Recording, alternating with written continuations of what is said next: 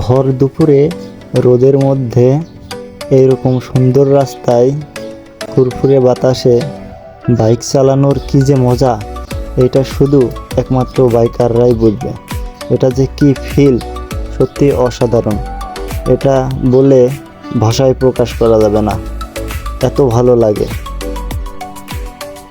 আপনারাও মাঝে মাঝে এইভাবে ঘুরে প্রকৃতির এই ফিলটা নিতে পারেন, দেখবেন মনটা একদম ফ্রেশ হয়ে গেছে।